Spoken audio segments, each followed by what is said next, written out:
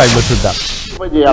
వారు తప్పు చేస్తే వాళ్ళ మీద కేసులు పెట్టాలా, ఆ భూమిని మీరు రిటర్న్ తీసుకోవాలా, వారి మీద లీగల్ యాక్షన్స్ తీసుకోవాలి. కానీ వాళ్ళు చేశారు కాబట్టి ఖచ్చితంగా మేము కూడా చేస్తాం, వారు దొంగతనం చేశారు, దోపిడీ చేశారు కాబట్టి మేము కూడా దోపిడీ చేస్తామనే విధంగా మీరు చేస్తున్నటువంటి ఆలోచన ఇది ముంబాటికి ఈ రాష్ట్ర ఖజానాని పూర్తిగా మీరు దోపిడీ చేస్తున్నట్టుగా స్పష్టమవుతా ఉన్నది. ఈ రాష్ట్ర ఖజానాని మీరు లక్షల కోట్ల రూపాయలు ఈ రాష్ట్ర ఖజానాని మీరు దోచుకోవడానికి ఒక ఆలోచన ప్రకారం, పథకం ప్రకారం ముఖ్యమంత్రి రేవంత్ రెడ్డి గారితో పాటు సహచర మంత్రులందరూ కూడా దీంట్లో భాగస్వాములై ఈరోజు లక్షల కోట్ల రూపాయల ఆస్తిని కొల్లగొడుతున్నమాట వాస్తవం కాదా అని అడుగుతా ఉన్నాను. మిత్రులారా,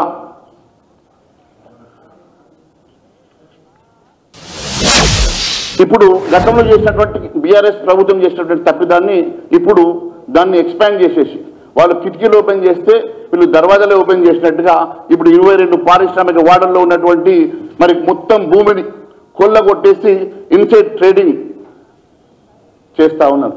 ఇన్సైడ్ ట్రేడింగ్ అంటే ఈ భూముల్ని ఈ జీవో రాకముందే ముందే వారి మనుషులకు తెలియజేసి వారి మనుషుల్ని అక్కడికి పంపించి ఈ 22 ప్రాంతాల్లో ఉన్నటువంటి భూముల యజమానులతోటి అగ్రిమెంట్ చేసుకొని వాళ్ళతోటి పూర్తిగా అవగాహన కుదుర్చుకొని ఎంఓయూ చేసుకొని ఆ భూముల్ని ఈరోజు జీవో ద్వారా ఆ భూములు వారికి చెందే విధంగా తీసుకోండి. ఈరోజు ఇది ఇన్సైడ్ ట్రేడింగ్ చేస్తున్నట్టుగా కనపడతా ఉన్నది. It is purely inside trading and it is kleptocracy. అధికారంలో ఉన్నటువంటి నాయకుడే అధికారాన్ని దుర్వినియోగం చేసేసి ఈ రాష్ట్ర ఖజాన్ని కొల్లగొట్టినటువంటి మరి క్రిప్టోక్రాట్ ఈరోజు రేవంత్ రెడ్డి గారని చెప్పి తెలియజేస్తా ఉన్నాను. నెక్స్ట్,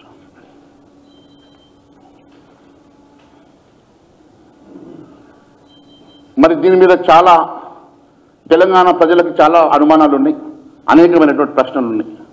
మిత్రులారా, అసలు హిట్ పాలసీ అసలు క్యాబినెట్లో లోతైనటువంటి మరి కనీసం డిస్కషన్ జరిగిందా అని అనుమానాలు వస్తూ ఉన్నాయి. ఎందుకంటే డ్రాఫ్ట్ కాపీని కూడా రిటర్న్ తీసుకున్నటువంటి ముఖ్యమంత్రి ఆయన సహచర క్యాబినెట్ మంత్రులు కూడా నమ్మకుండా డ్రాఫ్ట్ కాపీ రిటర్న్ తీసుకున్నాడంటే దీని మీద లోతైనటువంటి ఆలోచన చేసిందా, లోతైనటువంటి చర్చ జరిగిందా అని అనుమానాలు ఉన్నాయి. సడన్గా నిన్న నేను ప్రెస్ మీట్ పెట్టి మంత్రులకు కూడా అవగాహన లేనటువంటి దీన్ని మీరు క్యాబినెట్ అప్రూవల్ ఎట్లా తీసుకున్నారంటే నిన్న భట్టి గారు బయటకు వచ్చి చెప్తారు దీని మీద సబ్ కమిటీ చేశామని. మరి ఏ రోజు కూడా సబ్ కమిటీ గురించి మాట్లాడలే. 1.5 yearలో సబ్ కమిటీ చేస్తే సబ్ కమిటీ చేసినట్టు ఎప్పుడు చెప్పలేదు. కనీసం జీవో నెంబర్ 27లో ఎక్కడ కూడా మెన్షన్ చేయలేదు as per the sub committee అని చెప్పేసి. కేవలం నిన్న మేము మాట్లాడినాం కాబట్టి మాకు అవగాహన ఉందన్నట్టుగా సబ్ కమిటీ వేశామని చెప్తున్నటువంటి ముఖ్యమంత్రి గారు ఎప్పుడు సబ్ కమిటీ చేశారు, ఈ సబ్ కమిటీ మీద ఎప్పుడు లోతైనటువంటి ఆలోచన జరిగింది, దీంట్లో అధికారులు ఎవరెవరు పాల్గొన్నారు, ఎన్ని రోజులు పాల్గొన్నారు, దేని మీద మరి దీని మీద డిస్కషన్ జరిగింది, మరి ఎందుకు మీరు పబ్లిక్ డొమైన్లో పెట్టడం లేదని అడుగుతా ఉన్నాం. కేవలం సబ్ కమిటీ పెట్టామని చెప్పేసి చేతులు దులుపుకున్నటువంటి ముఖ్యమంత్రి రేవంత్ రెడ్డి గారిని నేను సూటిగా అడుగుతా ఉన్నాను. సబ్ కమిటీ ఒకవేళ పెడితే ఎప్పుడు పెట్టారు, ఎందుకోసమని జీవో నెంబర్ 27లో సబ్ కమిటీ గురించి మెన్షన్ చేయలేదు అని చెప్పి మాత్రం మేము అడుగుతా ఉన్నాం. అంతేకాదు,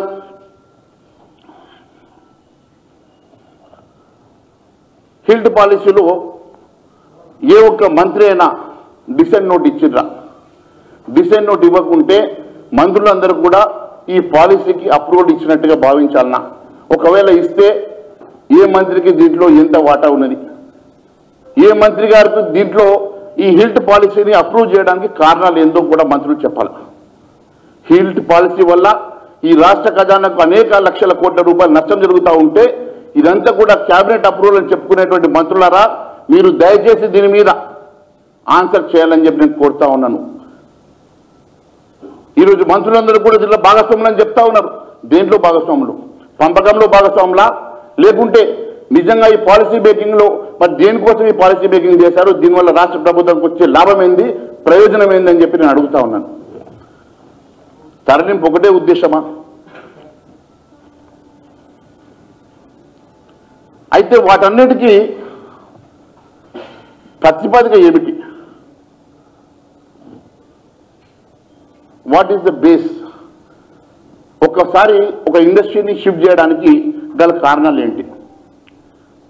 what is the base for shifting the industry? Is it only the pollution?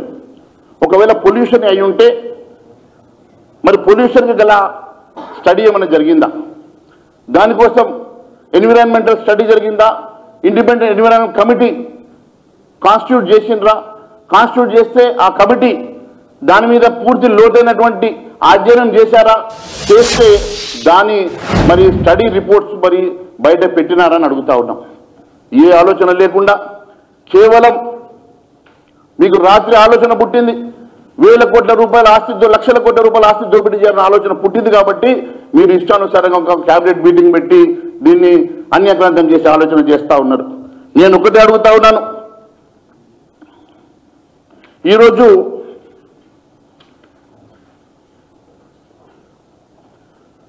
Independent కమిటీని నియమించలేదు. దశాబ్దాలుగా పేరుకుపోయినటువంటి పారిశ్రామిక వ్యర్థాలు మరియు కలుషితమైనటువంటి భూమి పరిస్థితి ఏంది?